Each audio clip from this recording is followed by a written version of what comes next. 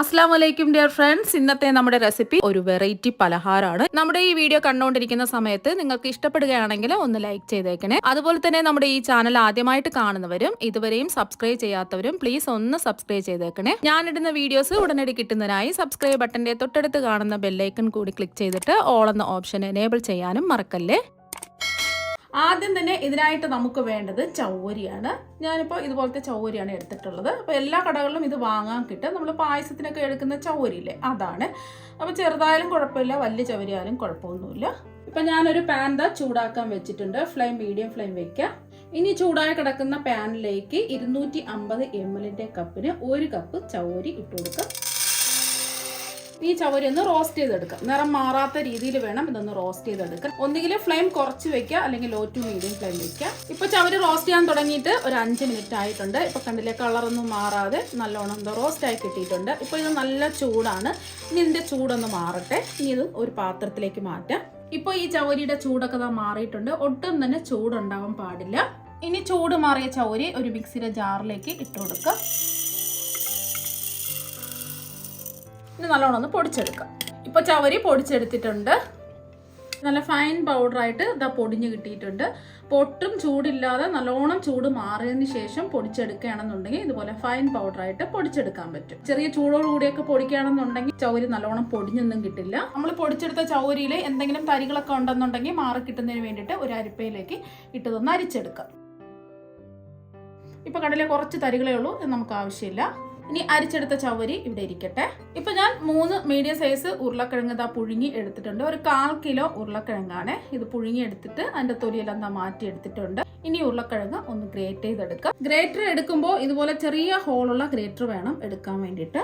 ഇനി ഉരുളക്കിഴങ്ങ് ഒന്ന് ഗ്രേറ്റ് ചെയ്തെടുക്കാം. ഒട്ടും തന്നെ കട്ടകൾ ഉണ്ടാവാൻ പാടില്ല. അതുകൊണ്ടാണ് ചെറിയ ഹോളിൽ കൂടി ഗ്രേറ്റ് ചെയ്തെടുക്കുന്നത്.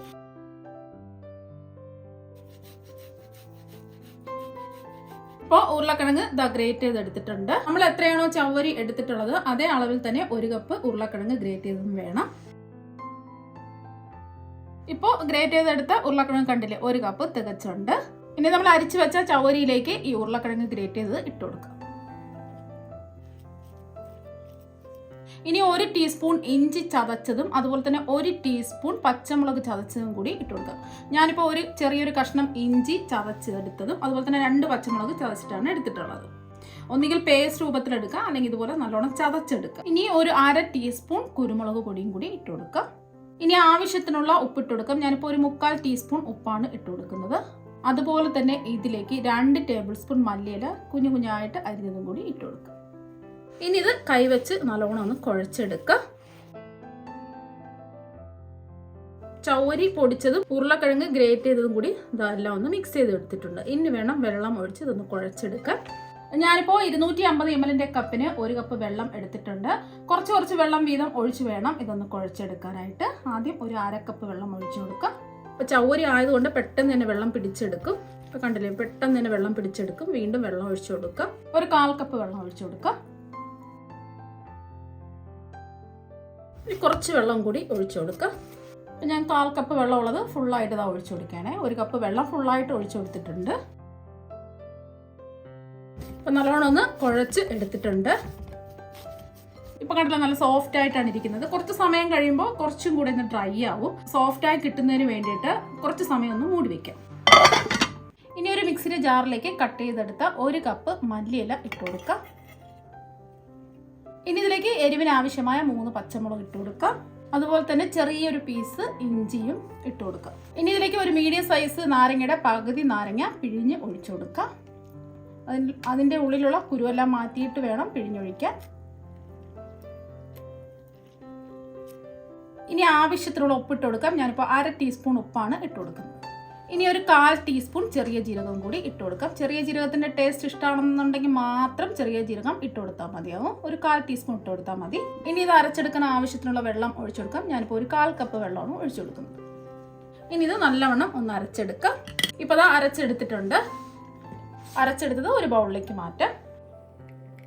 ഞാനൊരു കാര്യം പറയാൻ വിട്ടുപോയി. എരിവുള്ള പച്ചമുളകാണെന്നുണ്ടെങ്കിൽ 1 or 2 ഒക്കെ എടുത്താൽ മതിയാവും. ഞാനിപ്പോൾ എരിവില്ലാത്ത പച്ചമുളക് ആയതുകൊണ്ടാണ് ഞാൻ 3 എടുത്തിട്ടുള്ളത്.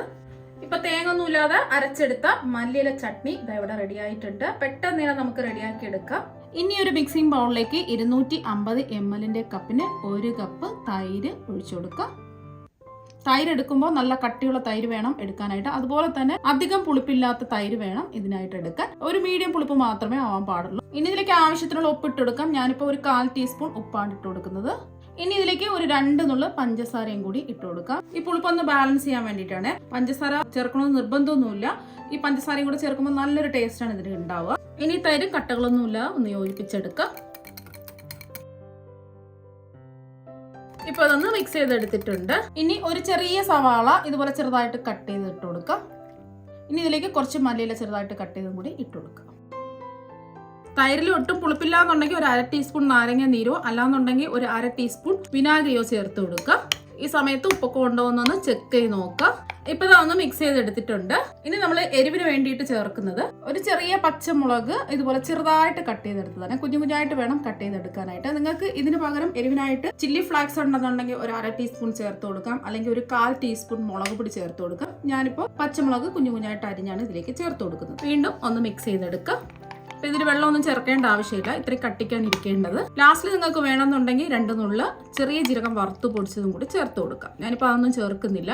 ഇപ്പൊ നമ്മുടെ റൈത്ത അതാ ഇവിടെ റെഡി ആയിട്ടുണ്ട്. നല്ല അടിപൊളി ടേസ്റ്റ് ആണ്. ഇപ്പോൾ ഇത് റെസ്റ്റ് ചെയ്യാൻ വെച്ചിട്ട് ഒരു 10 മിനിറ്റ് ആയിട്ടുണ്ട്. ഇപ്പം കണ്ടിട്ട് കുറച്ചും കൂടെ ഒന്ന് കട്ടിയായിട്ടുണ്ട്. അപ്പം നമ്മൾ ചവരിയല്ലേ ഇതിൽ ചേർത്ത് കൊടുത്തിട്ടുള്ളത്, കുറച്ചും കൂടെ അതാ കട്ടിയായിട്ടാണ് ഇരിക്കുന്നത്. ആ വെള്ളമൊക്കെ പെട്ടെന്ന് തന്നെ ഇത് വലിച്ചെടുത്ത് കുറച്ചും കൂടെ കട്ടിയായിട്ടുണ്ട്. കുറച്ച് വെള്ളവും കൂടി ചേർത്ത് ഇതൊന്ന് കുഴച്ചെടുക്കാം. കുറച്ച് വെള്ളം എന്ന് പറഞ്ഞാൽ ഒരുപാട് അങ്ങ് ചേർക്കരുത്. കുറച്ച് വെള്ളം ഇതിലേക്ക് തളിച്ച് വേണം ഇത് കുഴച്ചെടുക്കാനായിട്ട്. ഒരുപാട് വെള്ളം എടുത്ത് ഒഴിക്കരുത്. കുറച്ച് തളിച്ച് ഈ മാവൊന്ന് കുഴച്ച് സോഫ്റ്റ് ആക്കി എടുക്കാം. കുറച്ച് വെള്ളം ഇതുപോലെ കുടഞ്ഞ് ഒഴിച്ച് കുഴച്ചെടുക്കാം.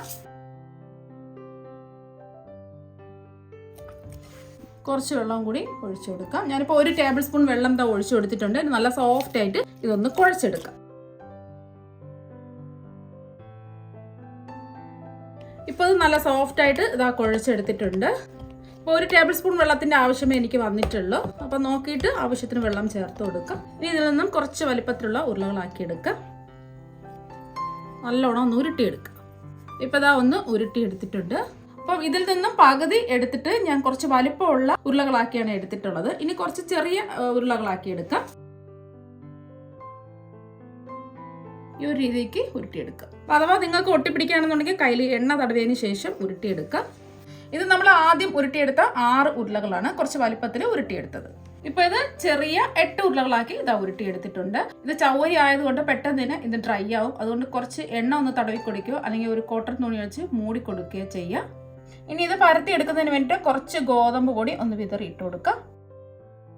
ഇത് കുറച്ച് വലിപ്പത്തിൽ ഉരുട്ടിയെടുത്തില്ലേ, ആദ്യം നമ്മൾ ഉരുട്ടിയെടുത്തതാണ്. ഓരോ ഉരുള എടുക്കുന്ന സമയത്തും മൂടി വെച്ച് കൊടുക്കുക, അല്ലെങ്കിൽ ഇത് ഡ്രൈ ആയി പോകും. ഇനി ഇതിന്റെ എല്ലാ ഭാഗത്തും ഗോതമ്പ് പൊടി ആക്കി കൊടുക്കാം. കൈവച്ച് ചെറുതായിട്ടൊന്ന് പ്രസ് ചെയ്ത് കൊടുക്കാം. ഇനി ഇതൊന്ന് പരത്തിയെടുക്കാം. കുറച്ച് കനത്തിൽ വേണം ഇതൊന്ന് പരത്തിയെടുക്കാൻ.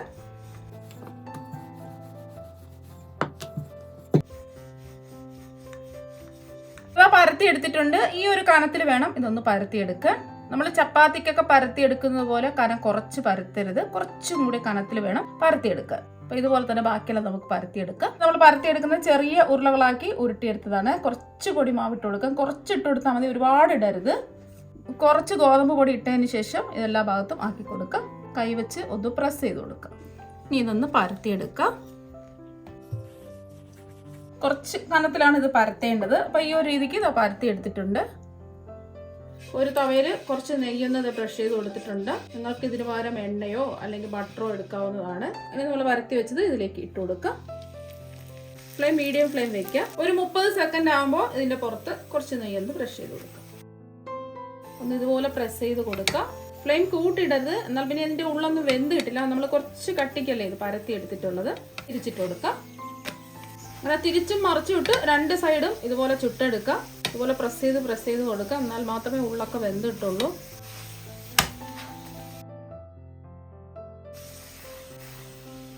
ഇപ്പൊ തവയിൽ നിന്ന് മാറ്റിയിട്ടുണ്ട്. ഇതുപോലെ വേണം ഇത് ചുട്ടെടുക്കാനായിട്ട്.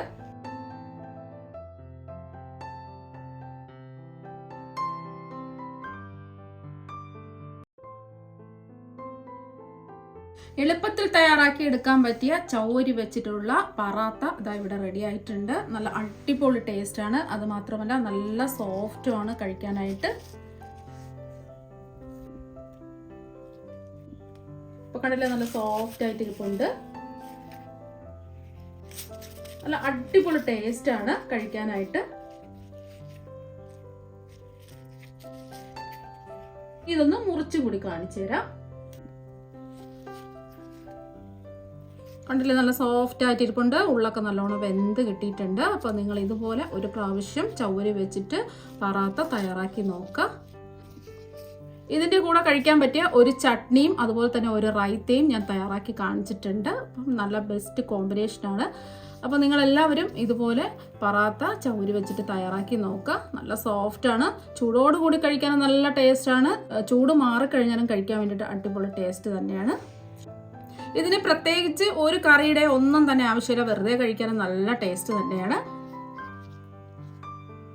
ഇനി നമ്മൾ ചെറുതായിട്ട് പരത്തിയെടുത്തത് ഫ്രൈ ചെയ്തെടുക്കുന്നതിന് വേണ്ടിയിട്ട് ഒരു കടായിൽ കുറച്ച് എണ്ണ ചൂടാക്കാൻ വെച്ചിട്ട് ഇപ്പം എണ്ണ ചൂടായിട്ടുണ്ട്. ഇനി ചൂടായി കിടക്കുന്ന എണ്ണയിലേക്ക് ഓരോന്നായിട്ടിട്ട് ഫ്രൈ ചെയ്തെടുക്കാം.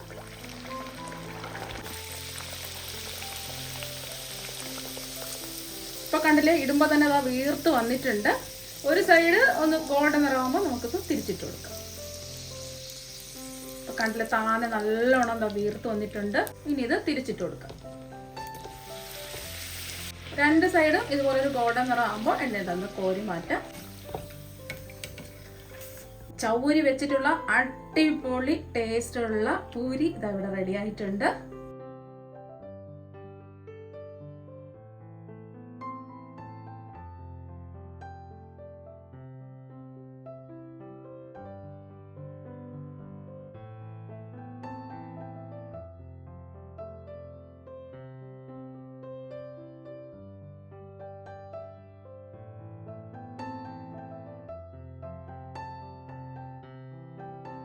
ഇപ്പൊ ചവരി വെച്ചിട്ടുള്ള പൂരിയും ഇതാ ഇവിടെ റെഡി ആയിട്ടുണ്ട്. ഇതിന്റെ കൂടെ കഴിക്കാൻ പറ്റിയ മല്ലിയില ചട്നിയും അതുപോലെ തന്നെ തൈര് വെച്ചിട്ട് തയ്യാറാക്കിയെടുത്ത റൈത്തയും ഇതാ ഇവിടെ റെഡി ആയിട്ടുണ്ട്.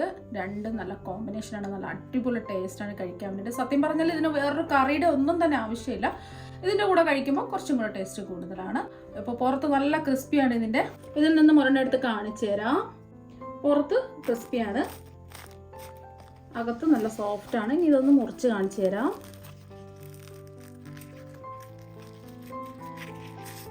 കണ്ടില്ലേ, ഉള്ളൊക്കെ നല്ലോണം വെന്ത് ഇതാ വന്നിട്ടുണ്ട്.